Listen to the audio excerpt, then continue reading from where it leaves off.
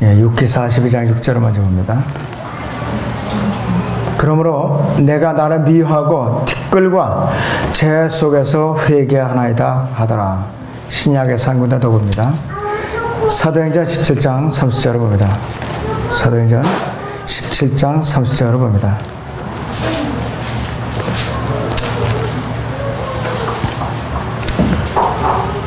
이 무지 때에는 하나님께서 눈 감으셨으나 이제는 어디에 살고 있는 어떤 사람에게도 회개하라고 명령하고 계시느라 그랬습니다. 오후에 주제는 회개하랍니다. 여러분들이 회개에 대해서는 아주 너무나도 많이 없어요. 수도 없이 들어봤을 거예요.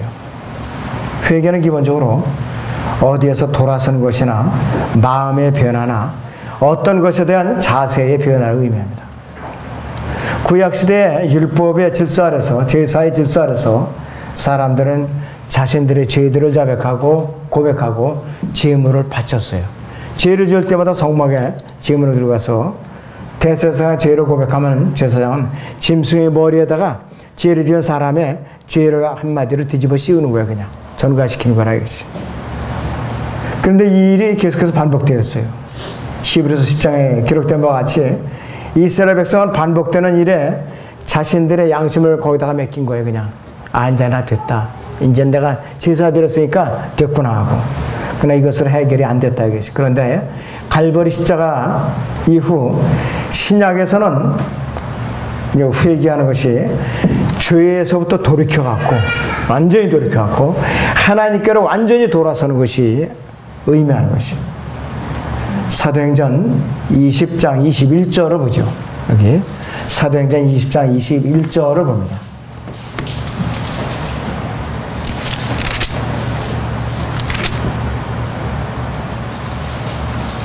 유대인과 또한 헬라인에게도 하나님께 대한 회개와 우리 주 예수 그리스도에 대한 믿음을 증거하였노라 이렇게 말하고 있죠.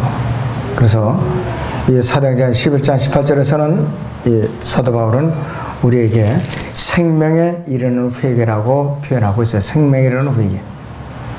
새로운 마음이 단순히 악으로부터 떨어지는 구약적인 것이 아니라 예수 그리스도 안에서 생명을 얻는 것이 생명에 이르는 회개에 해당되는 것이. 그래서 영원한 생명은 예수 그리스도께서 나타내기 전까지는 갈보리 십자가에서 구속사역을 완성하기 전까지는 생명에 이르는 회개는 있을 수가 없어요. 성립이 될 수가 없었다 이것이에요. 그래서 이 바울이 영생의 소망이라고 기록한 것은 뭐냐? 구약을 통해서 그들이 바라고 고대하던 사실에 대해 말하고 있는 구약 성도들이 마음 자세의 변화를 의미한다 이것이. 회개는 기본적으로 무엇에서 돌아섬을 의미하고 또 어떤 특별한 것에 대해서 생각인데 그 마음의 자세를 갖다가 변화된 것을 이제 의미하는데 이것을 뭐라고 하느냐? 신약에서 고린도 후서 7장 10절을 보죠. 신약 성경에서 어떻게 표현하고 있는가? 고린도 후서 7장 10절을 보셔야 됩니다.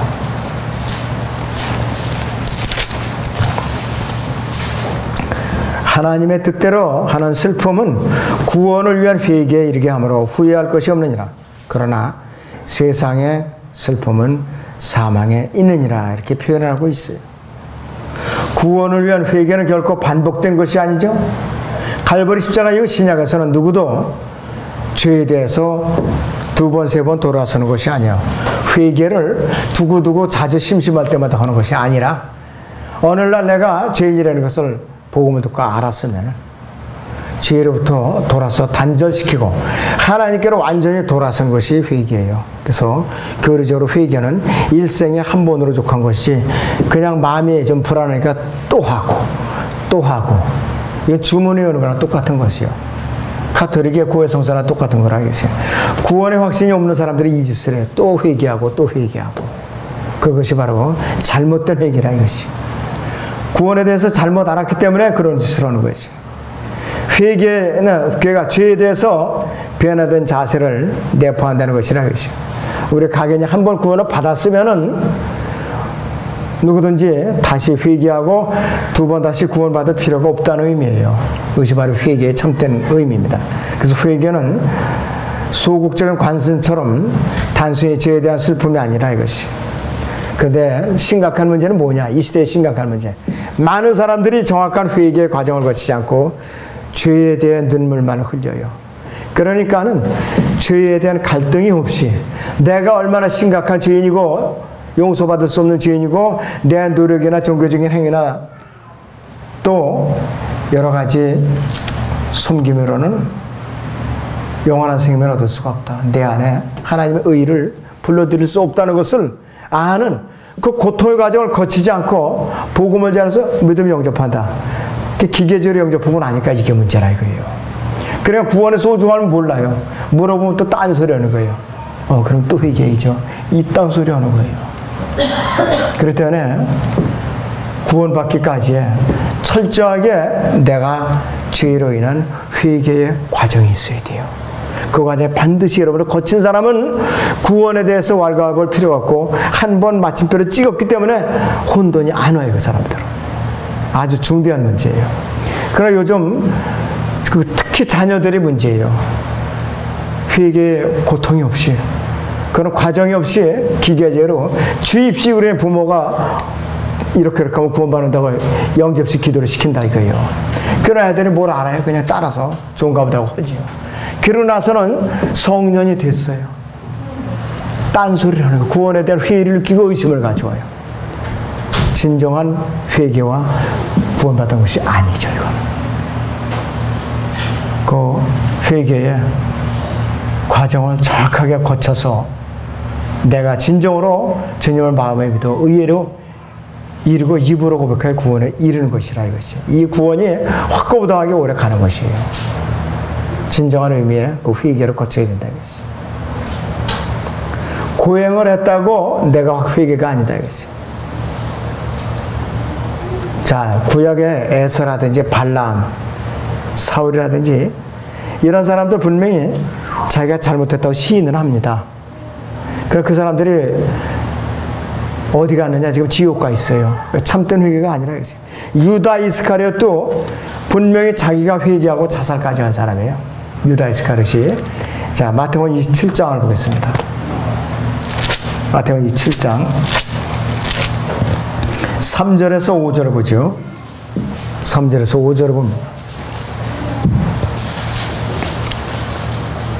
그때 주를 배반한 유다가 주께서 정죄받은 것을 보고 스스로 후회하여 은 30개를 대제사장들과 장로들에게 되돌려주며 말하기를 내가 무지한 피를 배반한 죄를 지었다고 하니 그들이 말하기를 그 일이 우리와 무슨 상관이냐 하고 네가 당하라고 하더라. 그러자 그가 은전들을 성전에 내던지고 나가서 목매어 죽으니 그랬어요. 참된 회개가 아니게는 자살을 하고 목매달아서 자기 거처로 갔다 이것이.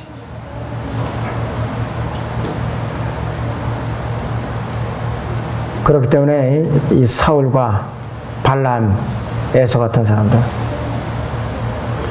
유다 이스카리ot도 분명히 잘못했다고 자기가 시인을 했지만은 아무런 효과가 없었어요.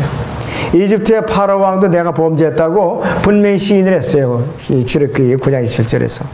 여전히 그는 지옥으로 지금 가서 고통받고 있어요.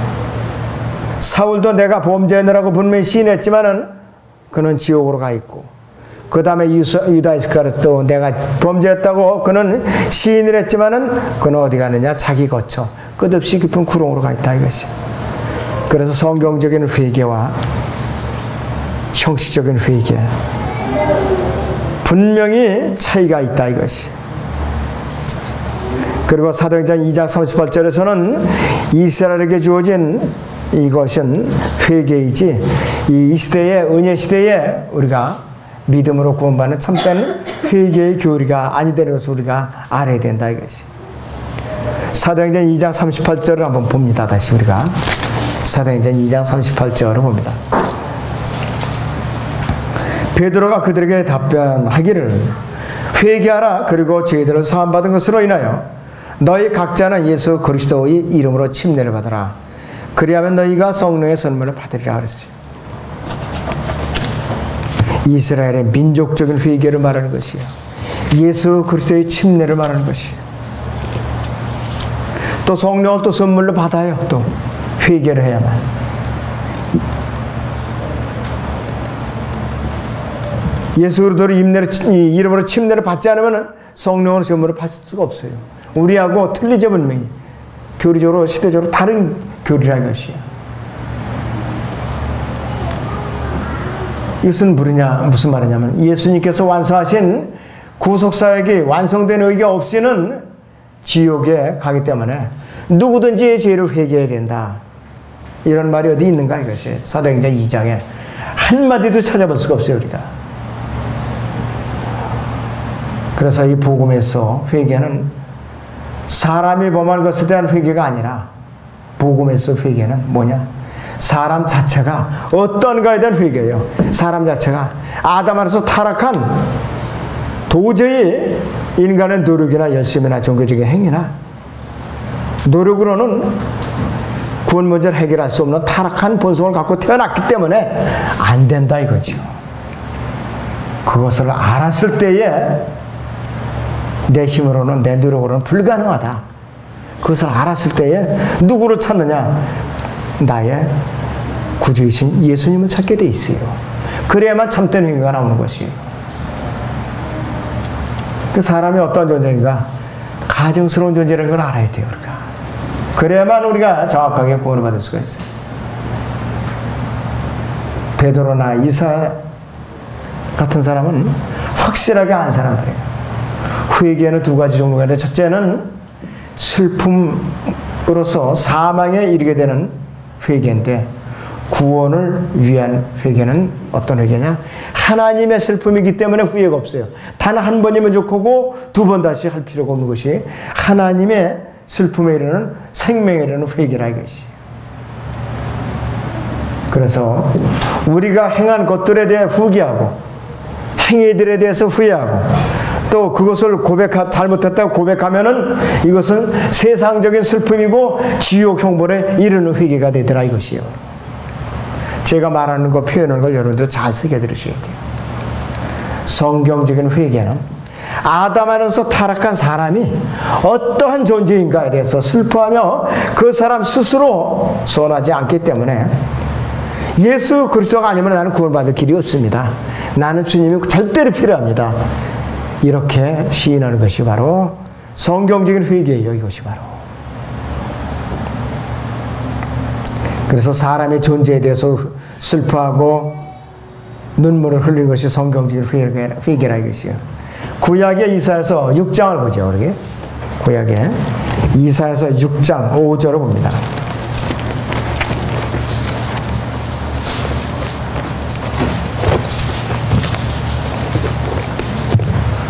그때 내가 말하기를 내게 바로다. 내가 끊어졌도다. 이는 내가 불결한 입술을 가진 사람이며 내가 불결한 입술을 가진 백성 가운데 거하면서 내 눈으로 왕, 곧 만군의 주를 비었음이라고 하였던 얘기를 했어요.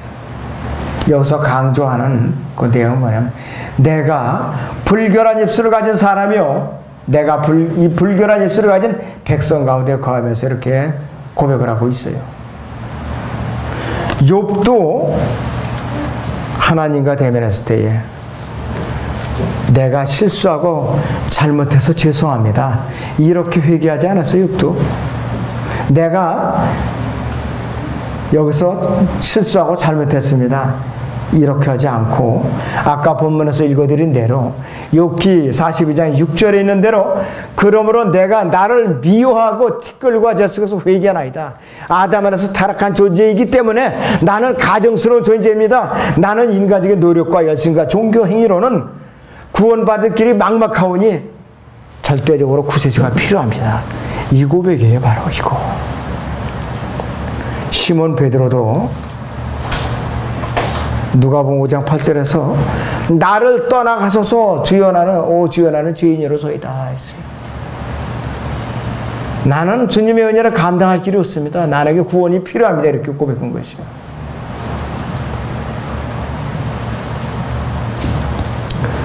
다시 정리하면 회개라는 것은 영어로 리펜트라는 용어인데, 구원받지 못한 사람이요, 자기의 의나 자기의 종교적인 열성이나 자기 방식대로 주님을 열심히 섬기려고 발버둥을 치다가 애를 쓰다가 어느 날 자기의 노력이나 자기의 의나 도덕적인 정결함이나 육신적인 열성으로는 구원받을 길이 없다. 나는 아담 안에서 타락한 썩은 냄새가 나는 걸레에 불과한 더러운 죄인이로구나. 이것을 알고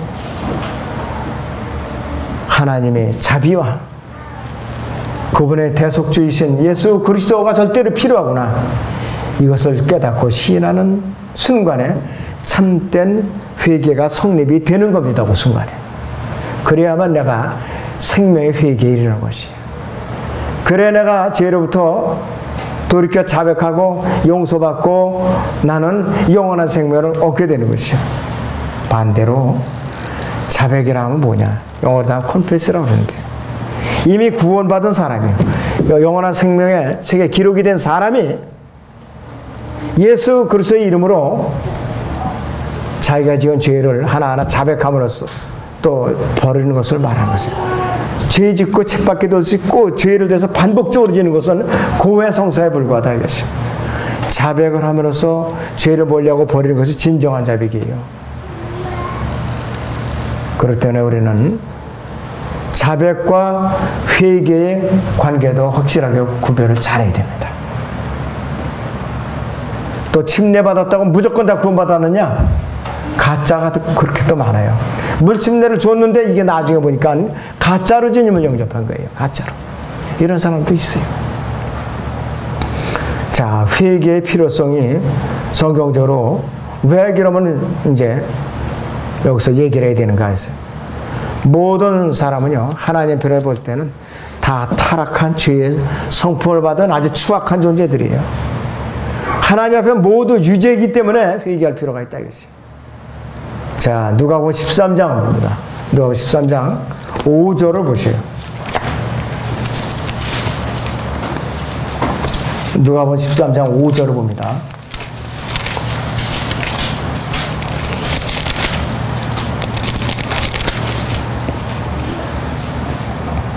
내가 너에게 말하느냐 아니라 너희도 회개하지 않으면 모두 이와 같이 멸망하리라고 하시니라. 예수님께서 침례를 받으시고 광야에서 시험 받으신 후에 처음으로 첫 번째 설교 뭐냐? 마태복음 4장 17절에서 회개하라 하늘의 왕국이 가까이 왔느니라 이렇게 외치셨어요. 침례 요한도 마찬가지예요. 그가 메시지 전파할 때에 때가 가까웠고 메시아가 오신다는 거예요. 그것도 뭐냐? 마태복음 3장에서 회개하라 하늘의 왕국이 가까이 왔다 이렇게 이 메시지를 전했어요. 전부 다 회개의 메시지를 전했다 이것이. 회개는 믿음 이전에 옵니다. 마가복음 1장 15절에 써요. 너희는 회개하고 복음을 믿으라고 했어요. 분명히. 또 회개는 용서 이전에 옵니다. 여러분들 누가복음 24장 47절을 보세요. 누가복음 24장 47절을 보세요.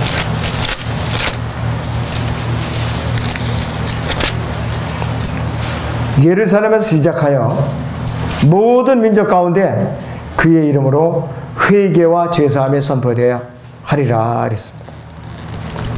회개는 믿음 이전에 오고 용서 이전에 온다는 거 우리 순서를 잘 기억해야 됩니다. 이것은 단순히 이스라엘 민족을 향한 메시지가 아니에요. 시몬 베드로가 이방인들에게 전파하기 시작할 때 사도행전 10장에서 하나님께서 베드로가 메시지를 잘못 전하니까 바로 잡아주신 거예요. 베드로는 사도행전 2장에 유대인들에게 적용되어야 할 그 공식을 사도행전 10장에서 코넬료에게도 적용하는 것을 하나님께서 막으셨어요. 그렇게 자르면 안 된다 이것이에요. 이제는 경륜이 다르다 이것이에요. 예수님께서는 이 베드로에게 성령님을 통해서 어떻게 시정을 해주셨느냐. 이 사도행전 10장을 봅니다. 44절 45절을 봅니다. 사도행전 10장 44절에서 45절을 보겠습니다.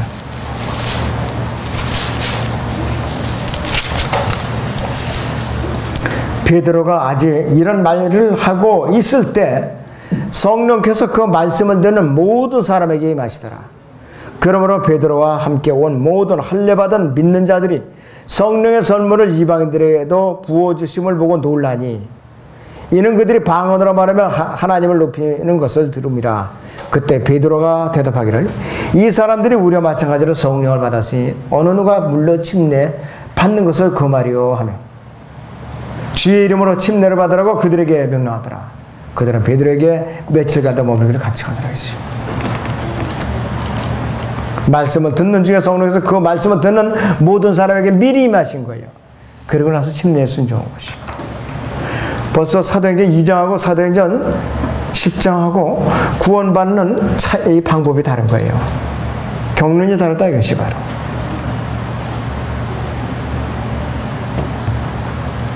그래서 우리는 성경적으로 시대적으로 분별을 잘 못하면은 하나님 앞에 부끄러움을 더하게 돼 있다 이것이죠.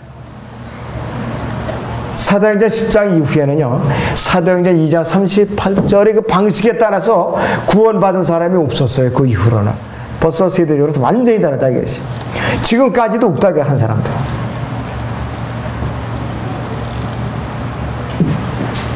사도행전 10장 이후로는 여태까지 전해진 모든 복음을 전해댔어 예수 그리스도의 이름으로 전파되는 회개와 죄들의 용서에 대한 것이었고 이방인들이 믿음으로써 성령의 약속을 받는 것에 대한 그러한 순서대로 복음이 전해진 것이에요. 그러한 순서대로. 자, 두 번째는 회개라는 것은 하나님의 지상 명령입니다. 하나님의 지상 명령이에요. 본문 사도행전 아까 읽었던 17장 30절을 보세요. 사도행전 17장 30절을 봅니다.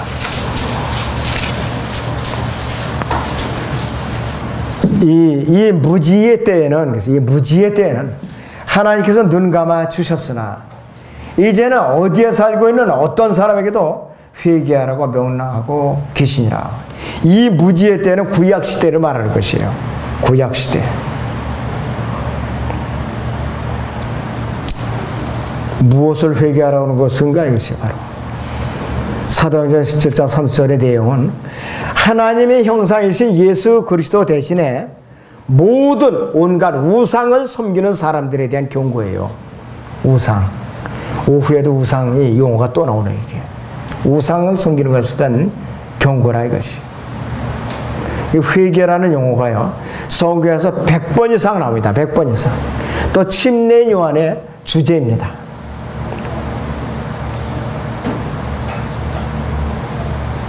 예수님께서 갈보리 십자가 못 박히시기 전에 제자들을 잃어버린 이스라엘 집의 양들에게 보냈어요. 그런데 그분께서는 회개를 전하도록 명령을 하셨어요. 마가복음 6장 12절을 봅니다. 마가복음 6장 12절을 보시면은 이렇게 명령을 하지.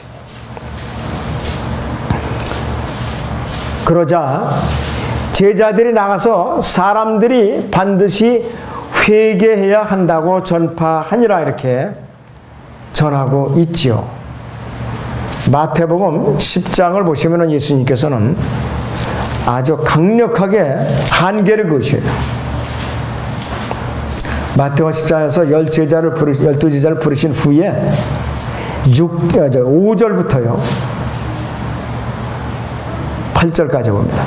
예수께서 이 12를 보내시면서 그들에게 명령하여 말씀하시기를 이방인들이 길로도 가지 말고 또 사마리아인의 성읍에도 들어가지 말고 다만 이스라엘 집에 잃어버린 양에게로 가라. 가서 전할 때 하늘의 왕국이 가까이 왔다고 말하고 병든 자들을 고쳐주고 문득병자들을 깨끗게 하며 죽은 자들을 살리고 마귀들을 내어 쫓으라.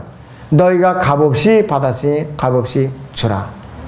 너희의 돈주머니에 금이나 은이나 놋을 가지고 다니지 말라 그랬습니다. 이스라엘 집에 잃어버린 양 외에는 다른 데로 가지 말라 그랬어요. 이방인의 길로도 사마리아인들의 길로도 가지 말라고 분명히 한계를 그어주셨어요.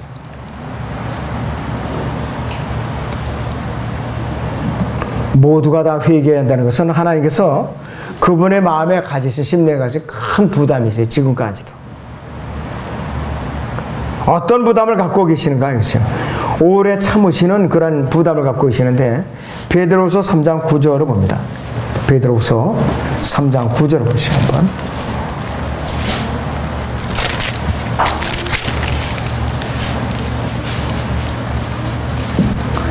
주의 약속은 어떤 사람들이 더디다고 생각하는 것 같이 더딘 것이 아니라 오직 우리에 대해 오래 참으시오. 아무도 멸망하지 않고 다 회개에 이르게 하려 하심이라 그랬습니다. 얼마나 큰 하나님의 부담이냐 이것이. 그분의 마음의 부담이라 이것이. 이 문제에 대해서 하나님께 순종하지 않으면 영원한 정죄를 받는다는 의미의 이것이. 예수 그리스도께서는요, 누가복음 13장 3절에서 너희도 회개하지 않으면 모두 이와 같이 멸망하리라고 경고를 했어요. 어떠한 사람도 모두 회개하라는 하나님의 명령에서 피할 길이 없어요. 어떤 사람도 예외가 없다 이것이. 하나님께서는 어떤 사람이 죄를 지을 때요, 예외를 두시지 않습니다. 차별을 두시지 않는 공의로운 분이세요. 세상에서는 누가 죄를 짓잖아요. 그러면 배경이 튼튼하다. 얘를 잘못 건드렸던 내가 또 뒤가 두렵다. 이건 열애시켜 빼줘. 또 얘는 처벌해야 되는데 이것도 뒤에 막강한 영향을 가진 또 사회 인사네. 이것도 또 빼야지. 이렇게 제쳐놓고 저렇게 제쳐놓은 안중에는 애꿎은 불쌍한 서민들만 처벌받고 서민들만 고통당하고, 이것이 현 세상이네. 바로 현 세상이라 이것이. 어떻게 이분이 공의로운 분이실까? 로마서 3장을 봅니다. 로마서 3장 22절을 보시죠.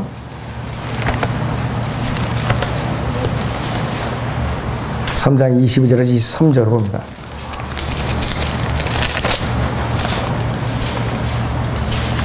곧 하나님의 의는 그렇습니다. 곧 하나님의 의는 예수 그리스도를 믿음으로 인한 것으로 모든 자와 믿는 모든 자에게 미치나니 차별이 없느니라. 이는 모든 사람이 죄를 지었으므로 하나님의 영광에 이르지 못하다가 그리스도 예수 안에 있는 구속을 통하여 그의 은혜로 값없이 이렇게 되었습니다. 이렇게 말씀을 하고 있어요. 그래서 성경은 누구든지 회개하지 않으면 모두 이와 같이 멸망하리라고 경고하고 있어요. 회개는 그래서 어디에 살건 어떤 사람에게나 하나님께서 예외 없이 명령하고 있는 것이, 어떤 사람도 면제될 수 없는 것이에요. 그럼 무엇에 대한 회개인가? 사악함에 대한 회개, 비열함에 대한 회개, 게으르고 나태함에 대한 회개, 완고한 마음에 대한 회개, 세상을 사랑하는 데 대한 회개, 온갖 탐욕에 대한 회개, 시기, 질투, 원수 맺음, 모함, 분노, 증오, 분파조성, 육신의 정욕, 안목의 정욕, 온갖 것에 대한 회개라 이것이에요. 바로. 그런데 사람들은 이와 전혀 거리감은 그리스도를 이제 공유하자, 체험을 나눕시다, 하나님의 사랑을 나눕시다, 이러한 긍정적인 것만을 교회 안에서 부채질이라고 있는 것이에요. 그러니까 어린 그리스도인들이, 갓난 그리스도인들이 뭐 어떤 것으로 교훈을 받고 있느냐? 불가능해요. 잘할 수가 없어요. 그 교회에서는. 안 된다 이거예요. 저보고 저희 집사람 너무 옥죄는 설교만 한다고 자꾸 맡기냐 뭐라고 그래요. 예수님의 사복음서 보세요. 이렇게 살살 비행기 태워주는 설교가 있던가 아니에요. 그래서 없어요. 절대로. 한 사람을 멸망으로 처박는 거예요.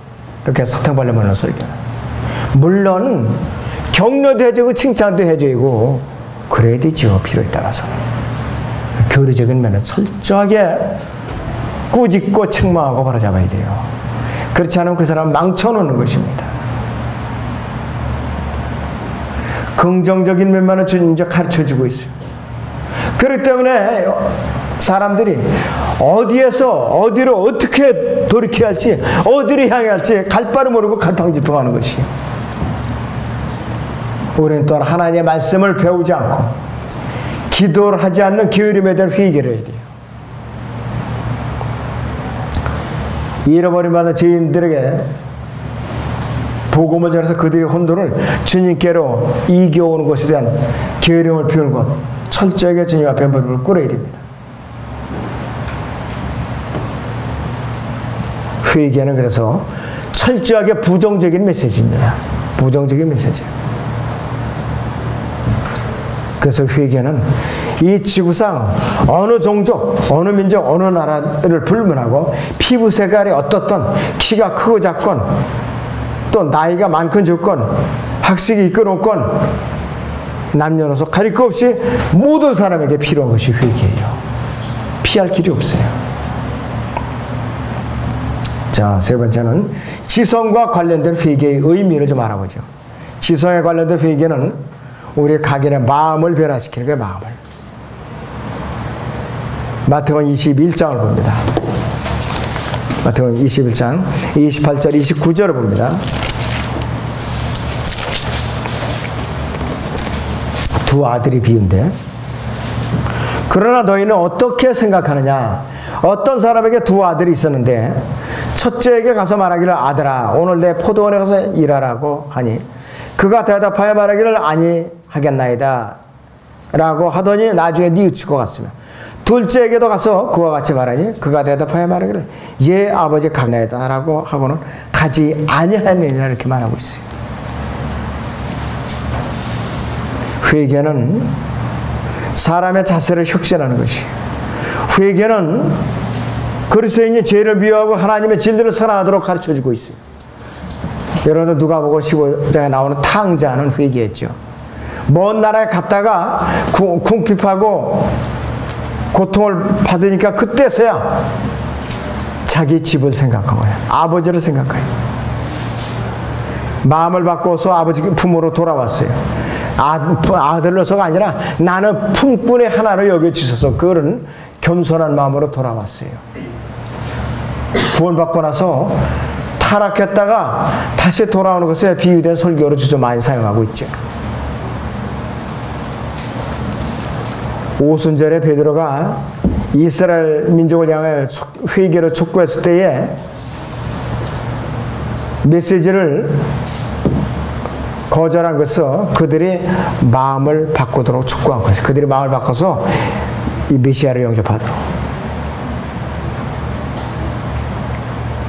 자, 두 번째는 감정과 회개, 이제 관련된 회개는 뭐냐?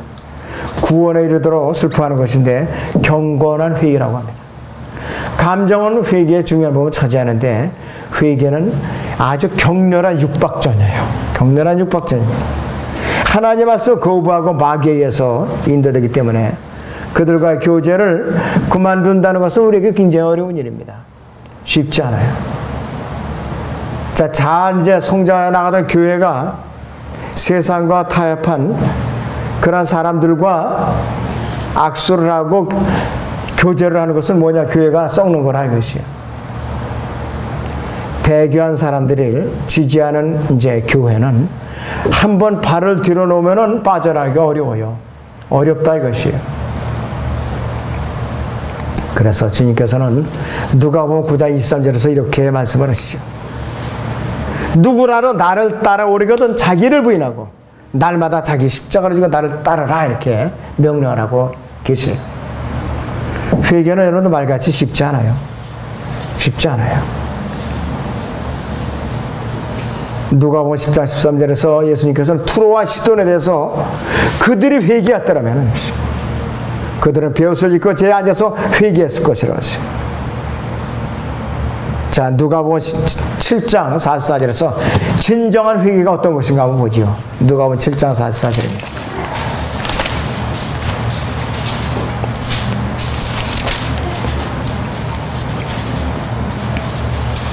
그때 주께서 그 여인을 돌아보시며 시몬에게 말씀하시기를 네가 이 여인을 보느냐?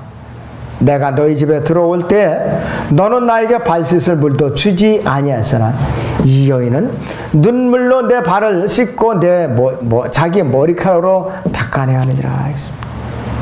너는 나에게 입 맞추지 않았으나 이 여인은 내가 들어올 때부터 내 발에 입 맞추는 것을 쉬지 아니하느니라.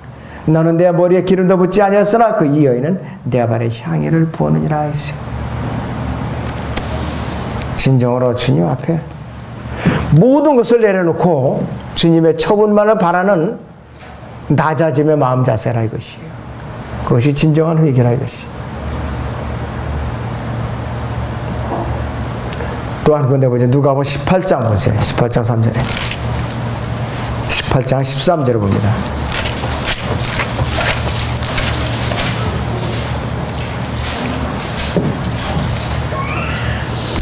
그런데 그 세리는 멀리 떨어져서 서서 차마 눈을 들어 하늘을 우러러보지도 못하고 가슴을 치며 말하기를 하나님이시여 하나님의 죄인인 저에게 자비를 베푸소서라고 하더라 했어요. 이 바리새인은 아주 당당하게 나는 착취하고 불의하며 간음하지도 아니하고 이 세리와도 같지 않고 일주일에 2번 금식하고 모든 것을 11절에 드리나이다 큰 소리를 빵빵 쳤어요. 그런데 하나님께서 누구를 의인으로 여기셨느냐? 불의한 세리를 의인으로 여겨주셨어요. 세리를. 그 당시에 세리는 죄인 취급했어요. 창리하고 세리하고 똑같이 취급했어요. 왜? 저 백성들에게서 세금을 과다하게 가도 자기 주머니에 집어넣고 로마 정부에 바치고 그랬으니까.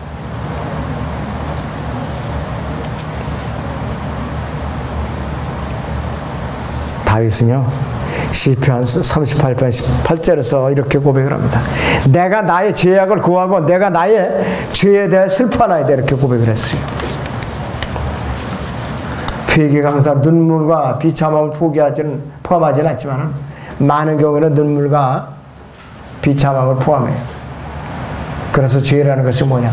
하나님으로부터 떠난 것인데 탕자와 같은 모습이라는 것이죠. 하나님께서 돌아서는 것이 없이 죄로부터 돌아섰다. 하나님께로부터 이제 하나님께로 돌아서지 않고 내가 죄와 단절됐다. 죄로부터 내가 돌이켰다. 요거는 진정한 회개가 아니라 개혁이에요. 그냥 개혁. 개혁에 불과하다 이것이. 거듭나는 것이 아니라 이것이.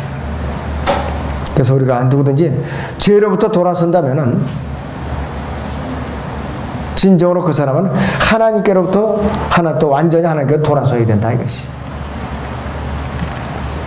자, 바울은요 데살로니가 교회 성도들에게 어떻게 메시지를 전하고 있냐면 데살로니가서 1장 9절을 봅니다. 데살로니가 전서 1장 9절을 보세요.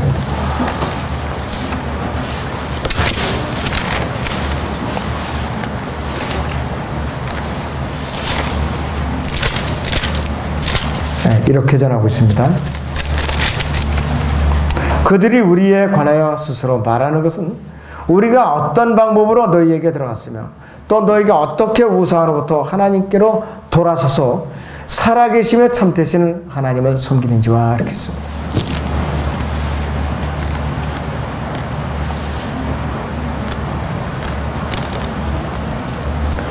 하나님께로부터 돌아서지 않는 회개는 아무 의미가 없어요. 그래서 회개는 기본적으로 성령께서 주시는 죄에 대해서, 의에 대해서, 심판에 대해서 찔림을 주셔서 양심의 가책을 받아서 하나님께로 돌아서고 죄로부터 완전히 돌아선 것이 진정한 회개로 말하는 것이에요. 하나님께서 이런 회개야말로 기쁘시게 받으세요. 요나는요 니느웨 성의 회개를 전파했어요. 니느웨 성의 백성들은 그의 말을 듣고 하나님께로 돌이켰어요.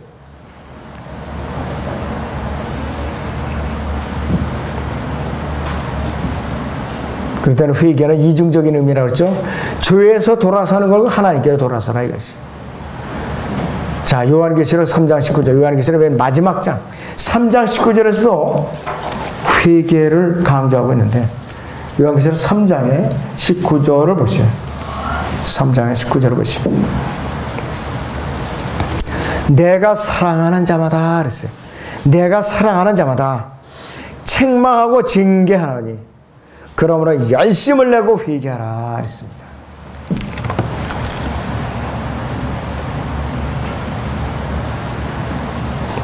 회개는 하나님의 일이에요. 하나님의 일.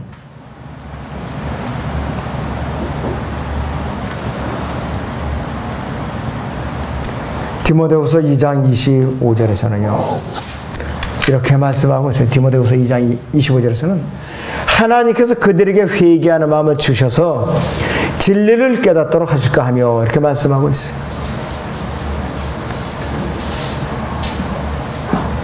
자, 결론적으로 회개의 결과는 어떻게 나타나는가? 셋째 하늘에서 하나님과 예수 그리스도를 비롯해서 천사들과 그룹들과 서랍들과 구름과 같은 앞서간 모든 증인들, 이들이 동시에 즐거우면서 손뼉을 칩니다. 동시에 즐거우면서. 여기 누가복음 15장 7절을 보죠. 누가복음 15장 7절을 보세요.